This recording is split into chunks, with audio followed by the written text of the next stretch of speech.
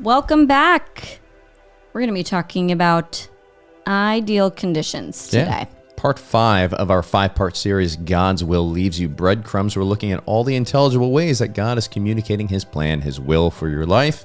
And ideal conditions is one of those things. And in fact, we just experienced some unideal conditions. The coffee that you see me drinking all this episode was just all over this table and a little bit on the floor. So whatever. Yes. We can still, but we cleaned up. We recreated those ideal conditions, and we give you permission to create your ideal conditions on this podcast as well. We're going to be talking about the distinction between ideal conditions and needs. We're going to be talking about permission to create ideal conditions and what to do with unideal conditions. So stick around. It's going to be a great episode. See you in there.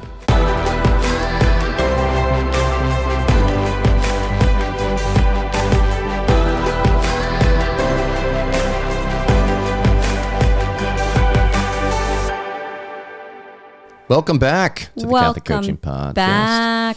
We are episode 5. Yeah, I'm so excited about part this 5 one. of a 5-part series. God's will leaves you breadcrumbs. Yeah. So we're just kind of trying to figure out what these breadcrumbs are.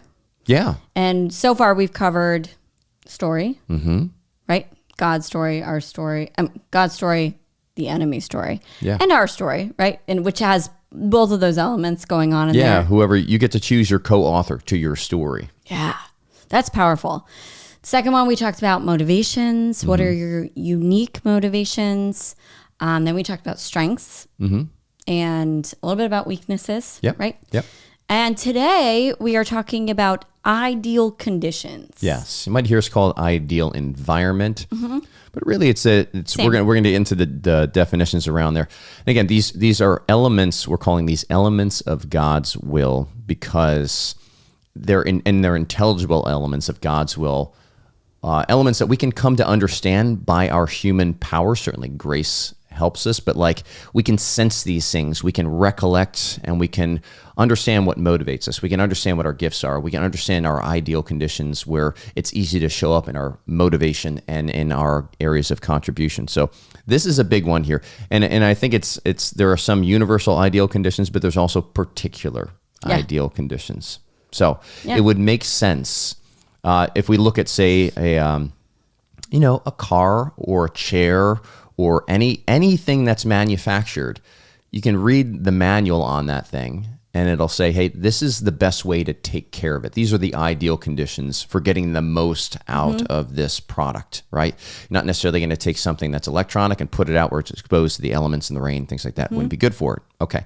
Same thing, you're not going to put sugar in your gas tank. It's not going to be good for it. So there's a nature that we have, and we come to understand that nature, who we are, by the ideal conditions, like where we thrive, those conditions in which our environment, both internal and external, in which we thrive. So it's kind of like diving into the owner's manual here as we're exploring ideal conditions. Can you just check and make sure that my microphone's on? Yeah, it's working. Hello. Okay, good.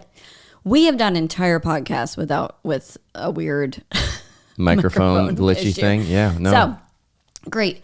And Matt, we're also going to talk about the distinctions between ideal conditions and needs. Yes. Right. And so when you're talking about that manual, it's like, okay, yeah, we could say, yeah. So like, what is the distinction between I those need two this. things? Yes. Because ideal conditions can go away where they get to be a little bit victim-y and demandy, right? And that's not necessarily leading to a growth in charity and virtue, right? So we're going to make some distinctions between needs, what we call needs, and ideal conditions here. I think that's going to be super helpful, especially even catching yourself when you say, I need this. And what else are we going to talk about? I'm sure, I don't know if you talked about this yet, but the reason why ideal conditions are important because they make way for our strengths. Yeah. They make way for us to live in our motivations with ease. They kind of just clear the path for that. An example of this would be somebody who may be melancholic, right? Who really desires to have, I don't know, quiet time. Yes. To create something. And so an ideal condition would be for them to go and be quiet, to be in a quiet place for that. So we're going to give you an opportunity to start to explore, reflect on this podcast, your ideal conditions, so that you can kind of name them and start to claim them through this podcast. And then the final thing is really how do you start creating and cultivating those ideal conditions for not only you, but for those people that are around you? And whether or not you're allowed to. Yeah. We're going to talk about that too. Permission. Yes. Permission to thrive on this. Okay, let's get into it, babe. This is really, I want to turn over to you because you're the one that really has this passion for making the distinction between needs and ideal conditions. Yeah, I think the word need is kind of thrown around. Kind of needy.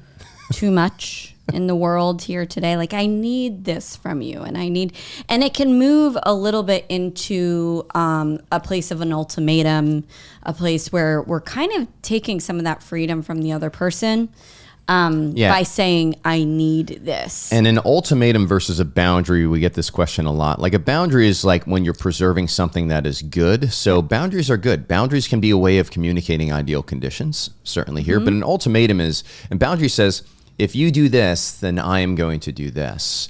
Ultimatum says, when you do this, this is what I'm going to do to you, or this is what is going to happen to you. And it's usually negative. Yes. Just saying, it's usually never like, I'm going to hug you or something there's like a that. threat that's associated with it.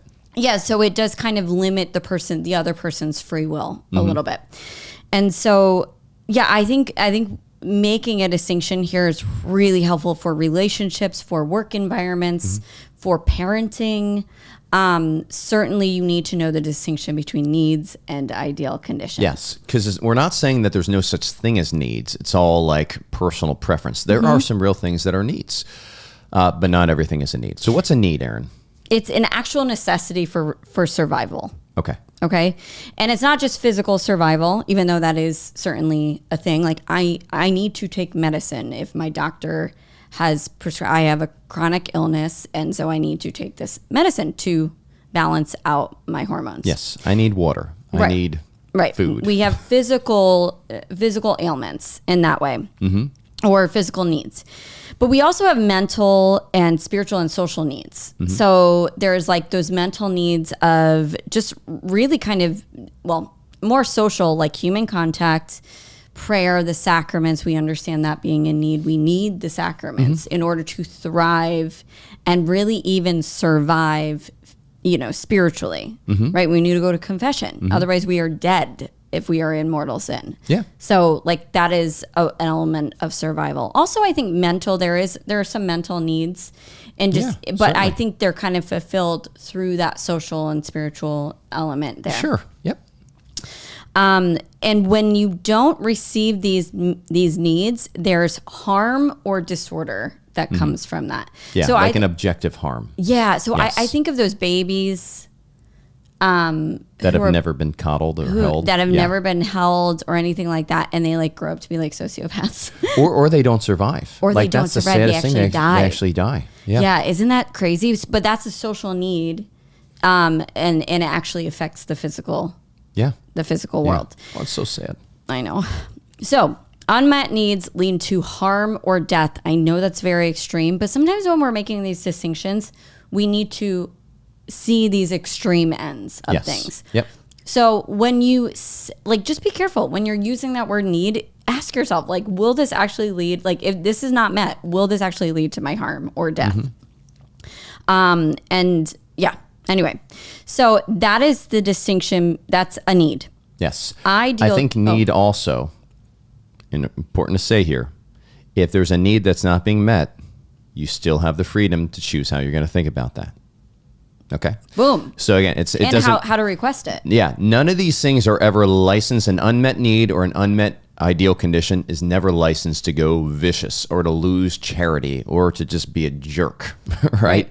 We always get to choose. So it's just a little bit more you feel it a little bit more. There's true threat or true harm that can happen when a need is unmet. Okay, cool.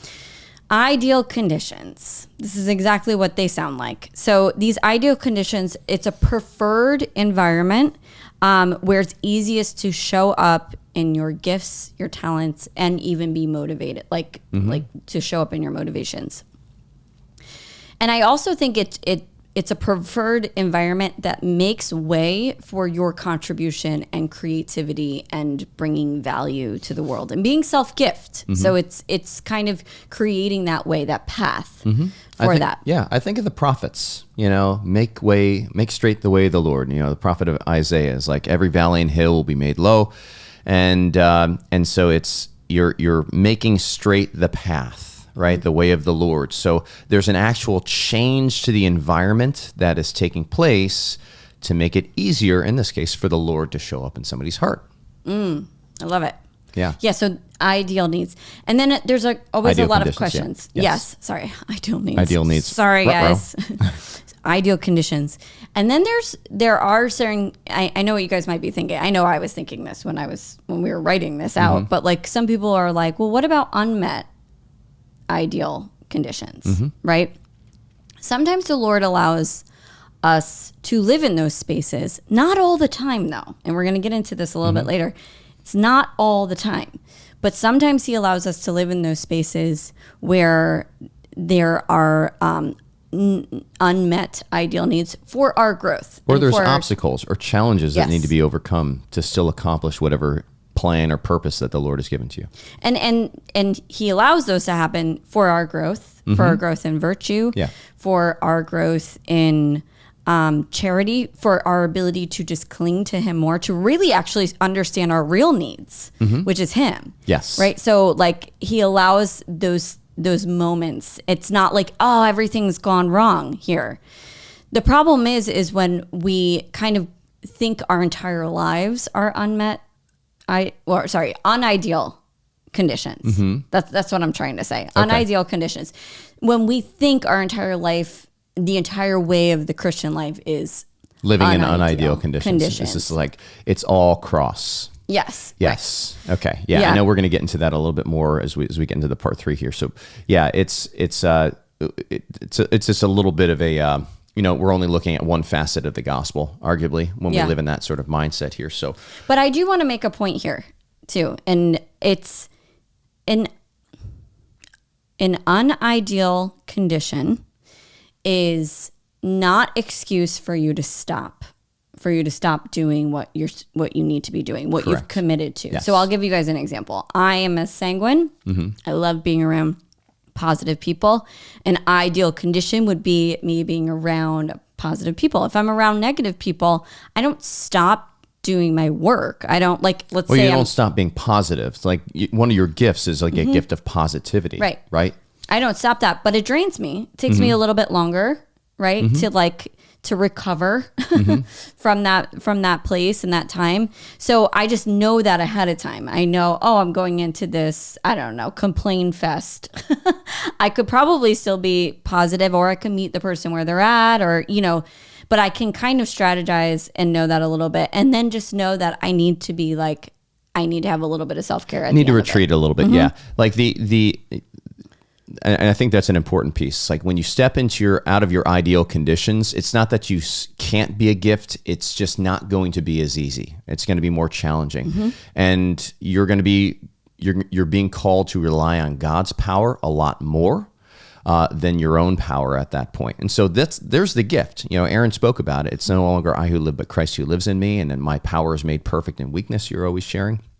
So that's the ideal conditions. I think of a good example also going back to like our needs. We didn't really give an example of like what a need was here. We talked about the baby coddling, and I think that's an important thing. But I think also of an example that happened up at St. Augustine's Church in New York, where we had the Augustinians that were there. And it got to this is a religious order. They live in community, and there were only, I think, one, maybe two of these Augustinian priests that were at the church, and I remember they said, this is not the ideal condition. This is not our condition or this is not a need is not being met here to live in community. Yes, and so part of living that life, it's living in community, and that's what people agreed to when they said we're going to be priests in the Augustinian order. We're going to be living in community, and they recognized that they were not fulfilling that need. Yeah, of what they had promised to these priests, and it was actually causing harm in their spiritual life at that point. And so they said, you know what? I know that this is serving a need or like in the community here, but it's not doing right by our priests. And so they ended up closing down that church. You know, sad, but again, they recognized that there was a need and they weren't willing to compromise in that need. Yep. Cool. Okay. All right. Cool. So that's the distinctions that are there. Let's get into a little bit of how we might help people to start identifying and claiming those ideal conditions, but even their unideal conditions here too. We spoke about that a little bit. Like what's the problem with an unideal condition again, Erin? Is that it restrains, it limits, it blocks your contributions, you living in your strengths, you living in your motivations. It kind of like limits all of those things. Yeah, it's almost like it's conditions that are contrary to your nature, contrary to God's design for you. Again, so like if I get a TV and I hook it up outside and it rains on it, it's contrary to the nature of the TV to do well, perform well when it's being rained on. It's exposed to the elements at that point. So your unideal conditions can reveal something about God's design for you. Yeah. Right? God's design for the person, but also God's design for you, because there's some people that your unideal conditions, maybe it's chaos or something like that. There's some people that actually thrive in chaos. They enjoy the chaos. I think of the arranger talents. We talked about Clifton strengths. The arranger talent is one of those talents that actually does what it does best when it's in a chaotic environment, has a lot of things it needs to juggle. Yep. Other people. But it allows them to be greater gifts because they do juggle it and they do figure it out. Yes, when things are too simple, it's almost like, I can't really show up in my gift. My gift needs the complexity in order to show up as gift in this environment. Yeah. Okay. So yeah, again, these that's just a way that those ideal conditions can help you to better understand God's unique design for you. And that's why we call it an element here. Where can you find these ideal conditions? Well, I mean, you and we love assessments, folks. If you haven't figured that out, some assessments. I mean, like there's tons of them out there. I haven't done all of them. But what we found is strengths as ideal conditions. They call it needs. Yep. But we call it ideal conditions. Yes. There's the M code, motivation code. Talks about the ideal conditions. Ideal environments. Environment. That's what it talks about. And then we have it in our temperaments report as well. Yes. And we call it ideal conditions. And so if you have somebody in your area who does a temperaments workshop, you can figure out what your ideal conditions are. That's what we teach at Catholic Coaching Foundations, how to deliver that, because we want everybody to know their ideal conditions and their unique design. But yeah, so you can folks, even if you want to take our assessment, it's for free. You can take that. You can go to metanoia.catholic, our Instagram page. You'll find it in the drop-down menu. And then we also have our report, our full temperaments report. It's $10. You can go to our Shopify page here. We'll put the link to that in the bio as well. You can just grab that. But that's a really quick way of, based on your temperament, you can take a look at that. But also, if you've taken the StrengthsFinder report, you can find some insights there. Or if you've taken the M-Code assessment, you can find some insights there as well. Yeah. So Matt, can you share some of your ideal conditions? Yes. We'll just kind of talk about ours. So for my StrengthsFinder, I lead with strategic thinking. All right. So strategic thinking, they like to rest in like a clear concept of something, like clarity of concept. So you're taking your ideal conditions from strengths. So that's, so I'm looking at that, right? And so what do I need to live in my head, right? And this is also my secondary melancholic, my temperament melancholic. We're mixing assessments here, folks. So if you're confused, that's okay. We got you. They overlap, right? We'll walk you through it. These assessments, we like to think it's like spinning the diamond. They just look at different facets of the human person. All right. So, but I know that in order to live in my head and kind of build that clarity of concept, I really like a quiet place to do that. I like a quiet place, but I also recognize that I need to build time into my schedule to actually have that quiet. And so, here we are, we work from home. We have a 4-year-old and it's not really quiet. It's not really quiet in the house. And so creating those ideal conditions for me, that's like one of them. Sometimes I go on a jog and I don't bring my headphones with me, right? I just have that clarity of thought. And then I find it just a quiet place to be able to do this. But there was some resistance I found to like creating that. I guess we'll talk to the resistance in the future here, because I had some thoughts about my own ideal conditions. But that's one of my ideal conditions, I would say. How about you, Erin? Yeah, I'm writing. I'm seeing what I wrote down. Oh, okay, yes. I'm high communication and high woo. Yeah. I mean, it's not in my top 5, so in the strengths, but I'm also sanguine, right? Yes. So I feed off of other people's expressions. I like watching people. If I'm speaking, I like to see somebody's face. I tell people, like, I drill the coaches, so I'm like training them right now, and I'm like, I got to be able to see your whole face. Yeah. So make sure you're decent. All the Zoom laws. But I have to see if people are responding. I have to. I prefer. See, I caught myself. I prefer to see if people are responding. And I do best in those situations. I had been feeling drained after we were doing podcasts because I have you, but I'm not seeing a big group of people responding to me. Yes. And I really recognize this by looking at my ideal conditions and saying, oh, that's why I was feeling a little drained. Now, I'm not going to not do the podcast. I'm not going to not do pre-recorded talks or pre-recorded classes because that's part of my job. Mm-hmm. But I would prefer any scenario if you want to kind of build something. I like doing it live. I like doing it in front of people. I prefer it. I feel like I show up the best. Yes. I remember when we were even recording our drill videos for our certification program, that you were just like, hey, can we have this live? Can we have it? And we were going back and forth because it was like mixing ideal conditions for like 2 of us, but we ended up getting to a good spot. But I even noticed, Erin, and maybe folks you're watching on YouTube, you notice this as well. So Erin has a motivation, and she has this in her strengths profile is more of like she enjoys resting in persuasion of others. Now, persuasion, in order to know that you've accomplished that goal, you need to see some sort of movement in the other person, whether it's changing their face, or like I get it or I don't get it, some sort of feedback from your audience. And I don't necessarily need that. Strategic thinking, when I'm communicating, I like communicating concepts, but I'm not as fueled as much as she is as to whether or not it lands. Like I will read the room. Always. Erin's reading the room. Always. And so even if you notice, when we're podcasting, Erin spends much more time looking at me than she does looking at the camera right now. So like I'm looking at you, but I'm really looking at a camera in real life. And I know that somebody is watching on the other side, hopefully here, and or listening, and that like that's my connection, right? But I'm communicating a message to you.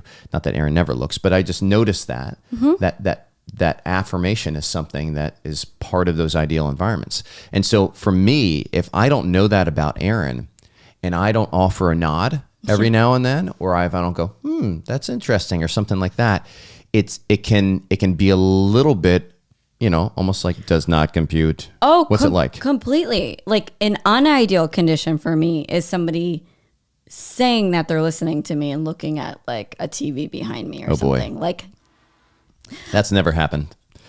Yeah. So if you can tell, though, it really makes me good sports on though when we go out on our date nights. I get like so during the upset football about season. it. I'm like, and I think it's because I want to engage. First of all, obviously, I'm like, don't tell me you're listening if you're not. But the Bears are on, right? Yeah. But also, like, it's really helpful for me to know, oh, this is my influencer strengths coming through, and like really wanting that, like having that as an ideal condition. I've learned to just stop talking until the intention comes back, but it doesn't usually. So it's like, there's like some comment of the game at that point. Well, yeah. Okay. But that makes sense. So if there's things that kind of get to you too, it might be because you haven't, like there's an unideal conditioning happening. So maybe that's an indicator for you. Right. And so like if Erin's persuasion is really a gift and her ability to move somebody is a gift, then like, and we desire to be gifts, a gift that's not only freely given, but a gift that's freely received, then you're naturally going to desire those conditions, those ideal conditions of showing up as gift to be present as much as possible. Right.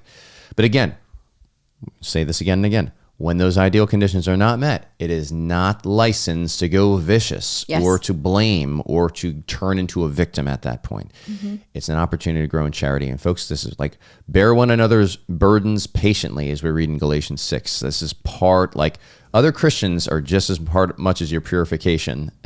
Really? As Christ is for you. So they are saint makers. Yes. So unideal conditions, you just shared one of yours. One from me here as well is, if I don't have clear scope on a project, if I don't have clarity of if we're working on a project and I don't have clarity of what that end product looks like, again, here's my area of giftedness. I can come up with the concept in my head. Yeah, you're strategic and futuristic. Yes, I can see it clearly in my head, and I realize that. I remember the moment when I realized that not everybody can do this like I can, and then the responsibility that I felt to be able to communicate that better.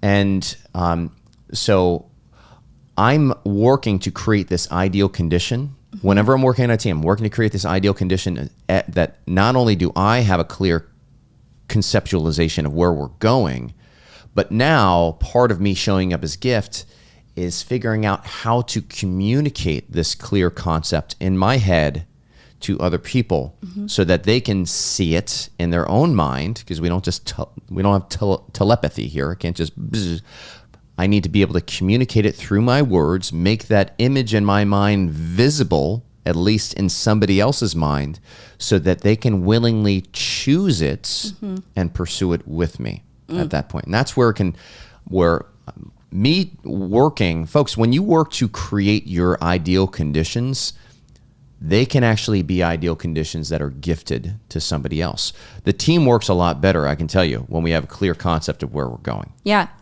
So an unideal condition for you is not having scope. Not having scope.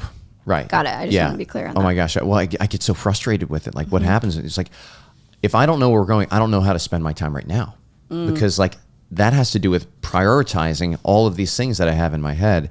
And this is where I can almost get kind of stuck, and it's just like, and I just like, I don't know where to go. Like that's a thought. Okay. What would be an example of you going vicious in that space? Oh gosh. Going vicious in the space. Like in the space of not having scope. So I could say that not, I can try to grasp at scope too quickly or judge that we don't have. Say for example, we're building a new course. In fact, this new course, plug, is going to be taking each of you through these ideal environments, all these elements, like to name, claim, tame, and aim these different elements, these breadcrumbs that God leaves so that you can choose his will, know his will clear, choose his will, live your happiest life, your life of greatest impact, and become a saint in the process. Like that's a great value proposition. So we're putting that all together. But I often will try to skip over the brainstorming phase or not allow the space for it to be a little bit fluid as we're coming to understand how this works itself. And I want to make things concrete too quickly. Okay. And so that is an example where I start to force my ideal conditions to a detriment when actually, no, the ideal conditions overall for this project, we need to have some space for just stuff to not be immortalized just yet, stuff to not be written in stone. Stuff that can be maximized. Exactly. Like it needs like we're not letting the clay set just yet. We're keeping it nice and soft. It's malleable. And sometimes we build something up with that soft clay and then we just go, I don't like this. And we just start over, right? Yep. But that's part of the process and then allowing that to be part of the process. So that's like an example of me sacrificing, in a sense, my ideal condition of having very clear scope for a season so that you can live in your ideal condition of ideation where you're going back and forth and you're like, there's space for you to scrap the project and I don't have to get all ticked off about it. But the beautiful thing is by me creating that ideal condition for you to ideate and allow you to live in your strength, we actually gain clarity over time.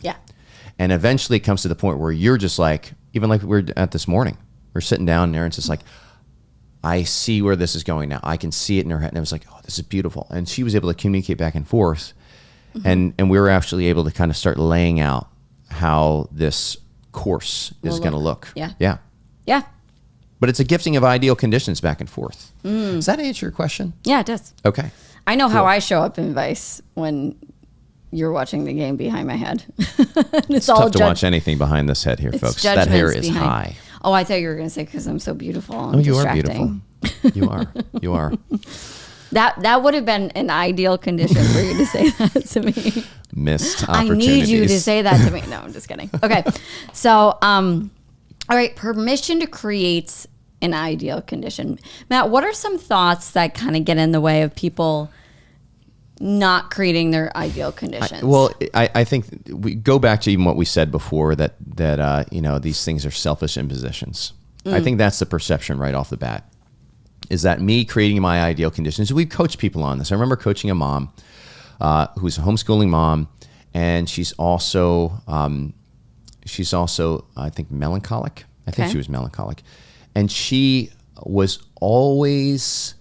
Anytime she saw an opportunity to take a little bit of quiet time, the thought she had was, this is selfish and it is taking time away from my kids. Yeah. Now she started to just put the demands to constantly be showing up with her kids. And then she was just giving from this place of depletion, from this place of exhaustion. And she really wasn't showing up as gift. It was manifesting as quiet resentment towards her family at that point. Maybe some of you can identify with this. I can certainly identify with this. And I recognize this. Here was my prep for this podcast. Our daughter woke me up 2 nights ago. She woke me up like 3 times, right? But it was enough to it disrupted my sleep, and I was tired. And I was playing with her yesterday afternoon, and I finally just gave myself permission late to just go sit on the couch. And I dozed for 10 minutes. And then I came back. It was like a half hour. You helped create those ideal conditions for me. I really appreciated that. But I was able to show up as a little bit more focused here. But it was just recognizing it's no, this is retreating to the mountain, retreating to this place, this quiet place, to be able to just recreate a little bit. Right? Pray and stop being exhausted. Exactly. And fulfill those physical needs, which is sleep. Right? So there's often it's this imposition, or it's selfish. I think that's one of the thoughts. What's another thought, Erin? I think it's, I wrote this one down actually earlier. Oh, it's ideal conditions need to just happen to me. Like I'm waiting for them to happen. Oh, they need to be gifted, not created. Yes. Yeah. I think there's people who are it's just not in the cards, I just can't find quiet time. I'm like, well, hold on. You can find quiet time. You're not giving yourself that permission to find quiet time, but you can have a babysitter, literally pay a babysitter and go to the Adoration Chapel.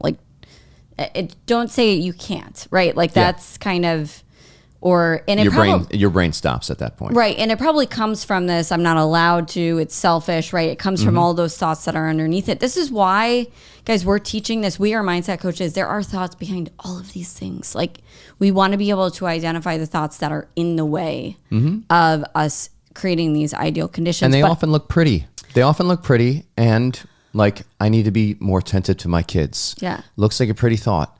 But when it leads to resentment, and it leads to neglect of your own personal or your spiritual health, no good. All right? No bueno.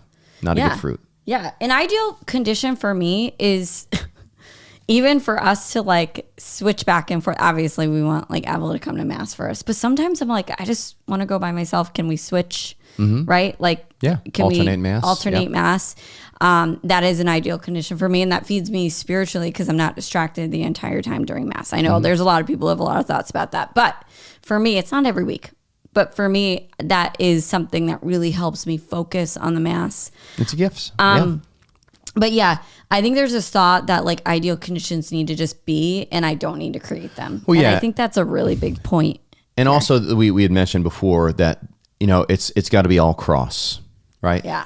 The Christian life is all cross.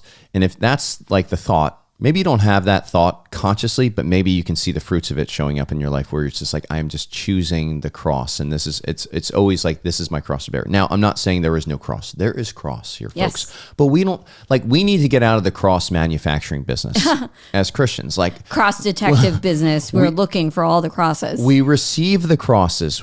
We're not called to create the crosses. We receive the crosses. And in fact, the Lord is inviting us to cultivate and care for the garden, right? part of that is really these ideal conditions. Again, when we intentionally create these ideal conditions, it's easier to become a saint. And it actually helps other people to become saints. It makes things easier for them to become saints. And the examples that we shared before, I think, speak to that. So I want to attack some of these, or evaluate some of these. So like, how might the opposite be true to this thought that they are selfish and impositions on other people, creating these ideal conditions? Why are how could the opposite of them being automatically selfish? I feel like the very first way I would coach somebody in this position, if they had this thought, would be, excuse me, Little boy. Would be, is that a fact? Like, tell me what the facts are. Like, you tell me if it's selfish.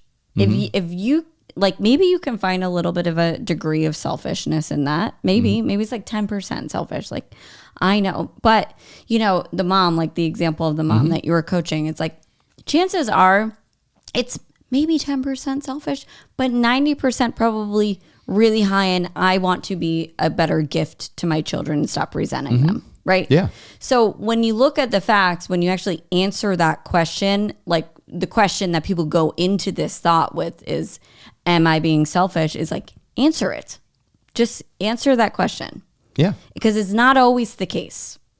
Now, if you're just going to this place where you're just like, it's like, how do we use that time? Maybe we can take a look at that, how we're using that time, and be like, okay, is there a way of using this recreation time to really the intent being able to kind of rest and refit so I can come back and be my best gift? I imagine we're going to want to bring the Lord into that, right? There's going to be some and it's not just selfish. So I need to have some, and sometimes it's just take a nap. Like Aquinas talks about that. Yeah. Just take a nap. Yep. Have a glass of wine, right? That's creating some environment. Cry a little bit. But also that time of just prayer. I would say that whether you're sanguine, choleric, phlegmatic, melancholic, we all need some quiet time to pray. Yeah. Across the board, right? Christ, the perfection of all these temperaments, would take that quiet time to pray. But yeah, I would question that they're automatically, I don't think that it really holds weight, this thought that they're automatically selfish, right? Well, the reason why I said look at the facts, just answer the question, it moves us from a place of black and white thinking to being like, oh, because I'm assuming this is selfish, it must all be selfish. Like, why are we so afraid to look at our thoughts? Just look at them. Like, say, like, okay, yeah, there's a little bit selfish, and then there's probably a lot more so I can be a gift to my kids. Well, when I the thing on top of this too, like when I started recognizing my own ideal conditions, even the way that I choose to recreate, what it naturally does is we start to look at other people and presume that they have their own ideal conditions and they have their own ideal ways of recreating. You start getting curious about that. And then as you get curious about it, you start creating those conditions. And helping so that they can be their best selves. I can go constantly, folks. Like I can, like, it's not ours is the family. It's not a thought. Ours is the family. We like going on the trips and like doing all the things. And so like the adventure piece. So like there's just, I tend to just have more energy than Aaron does, or more energy than Avila does.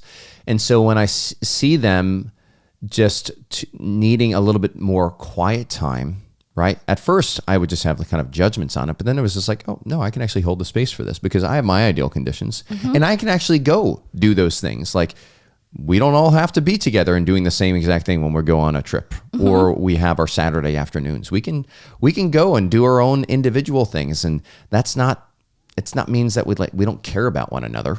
Yeah. Right. It just means that there's other preferences that we have. And we can honor that. And we can make space for them to kind of do that. And I remember just even having judgments for Avila needing to have some quiet time after school. Yeah. She just needs some quiet time. Yep.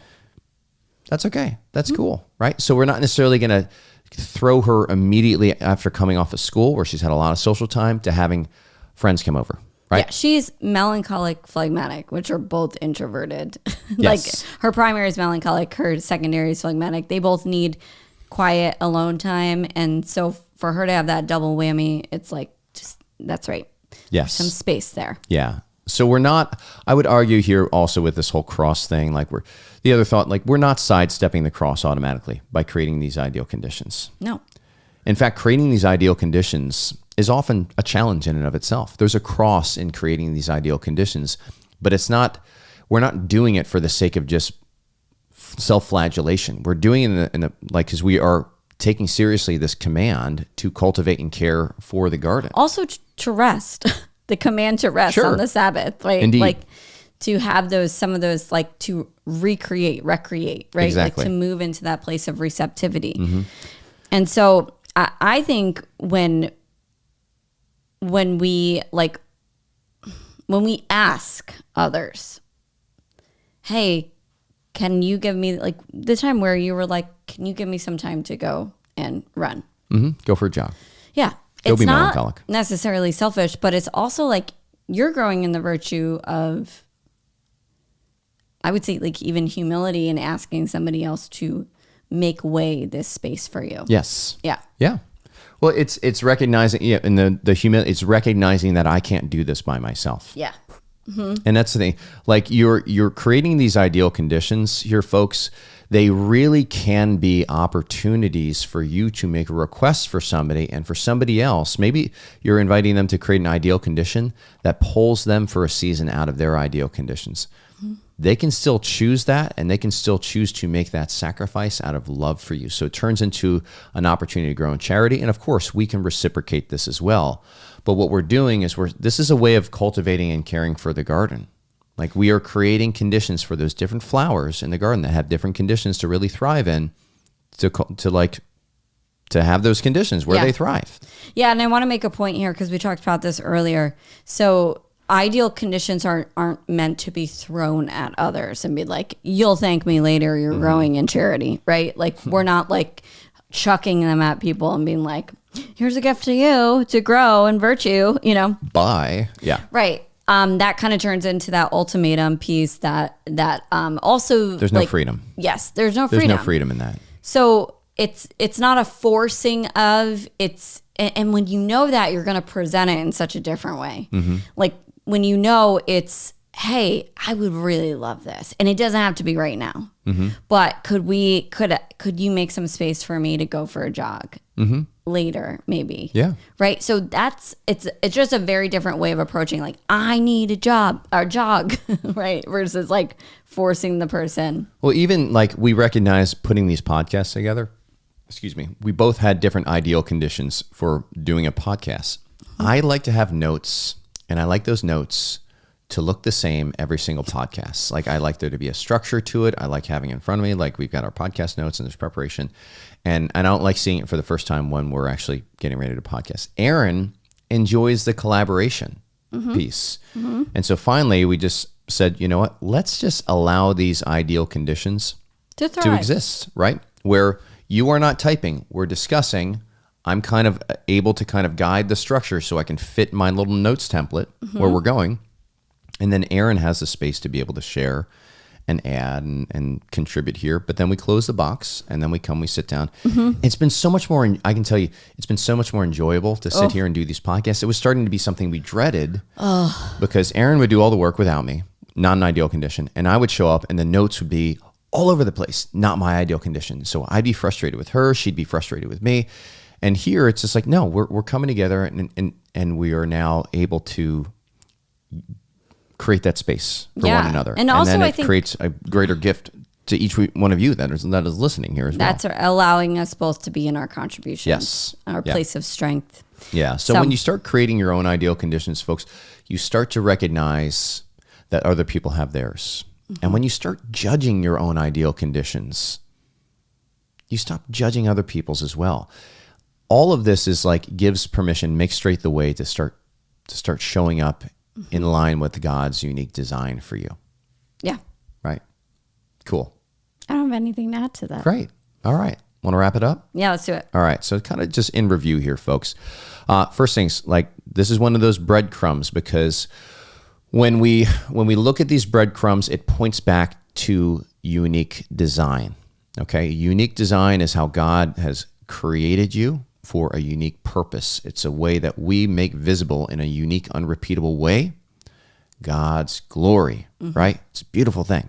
My word goes forth from me, does not return to me until it's accomplished its purpose. Yes. And ideal environments are different amongst people, so we need to get in touch with our own, because again, the more we get in touch with our own ideal environments and even our unideal environments, it reflects back on who we are and our purpose and how the Lord is inviting us to cultivate and care for the garden by creating more of those ideal conditions, co-creating those, not just in partnership with Him, but with other people around us. So that's one thing. So those ideal conditions point back to that. And when we're in those, it allows us to stay motivated. We talked about that element of motivation. And also it allows us to live in our areas of talents, right? We talked about gifts showing up in talent and our contributions here as well. Next thing. And, there's a distinction between needs and ideal conditions. Did you talk about that? No, I think go ahead, add that. Yeah. So needs are not the same as ideal conditions. And ideal conditions are not ways to kind of weaponize. Like, don't weaponize your ideal conditions. Yeah. That's what I mean. Like, Don't throw it at people and be like, I need this because Aaron and Matt told me I need my ideal conditions. I'm just saying. I'm like, hopefully we influenced you in thinking that. No, but when you just be aware of those extremes, right? No ideal conditions at all. You're not allowed to have them. They're selfish, or the other extreme where it's like it needs to happen. Or otherwise I can't do anything. I'm stuck. I'm a victim. And I'm resentful, right? Yes. So, we want to kind of avoid both of those extremes and just kind of be in that space and own your ideal conditions. Say, listen, like if you want me to do the best work possible and I've committed to doing something that's outside of my ideal condition, maybe a little outside of my strengths, it's just going to take more time. Like it's going to take more time. It's going to take more energy. It's going to drain a lot. That's fine. That's my work to do. I've committed to this. But just own it. Own that it's your ideal condition. Own your strengths. Own your motivations. And then own your weaknesses too. And then communicate them to people. Yep. Okay. Another point here is when we learn our ideal conditions, we can invite others to partner with us in creating those. And then while we're also helping them to create theirs. Okay. Next thing, when we're creating our ideal conditions and we're helping others to create them, it's actually fulfilling God's command to cultivate and care for the garden, right? And so cultivating and caring for the garden, God did not gift us in creation, even before the fall. He did not gift us a cultivated garden. This is God's invitation here. He's like, 95% done, you take it the rest of the way, 5%, right? And I'm going to be with you. I'm going to be walking with you and helping you so that you can experience the beauty of this co-creation with the Lord, right? Angels don't get to do this, you guys. Like, this is very unique to being a human, okay? So we're understanding and we're living in that co-creative capacity here as well. And then finally, we talked about it, like when we don't have these ideal conditions.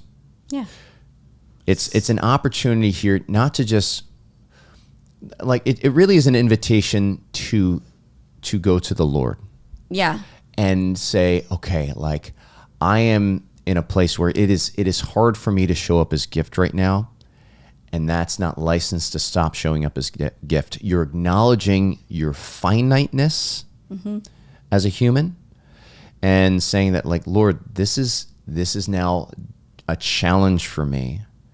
And your power is made perfect in weakness. It's so St. I'm Paul. gifting you my weakness here. Yeah. Like, this is, I must decrease, he must increase. And this is the beauty. This is the trajectory of the spiritual life here, folks. So don't be surprised. Expect those unideal conditions to show up. Don't run from them. Yes. And see them as opportunities to live into that reliance on the Lord, less self-reliance. Yeah. I always think of St. Paul. I don't think we shared this example, but St. Paul, he didn't run from his call to evangelize when he was put in a very unideal condition in prison. Right. He continued to evangelize. He found a way. Yeah. But there was, he was in an unideal condition and he needed to lean on the Lord tremendously in those moments. Which is, part of his sanctity. Some of the best work of the saints happen when they're in the worst of conditions, like their greatest witness. You think of the witness of the martyrs, like that is a terrible condition to live in. Yet the witness was so profound.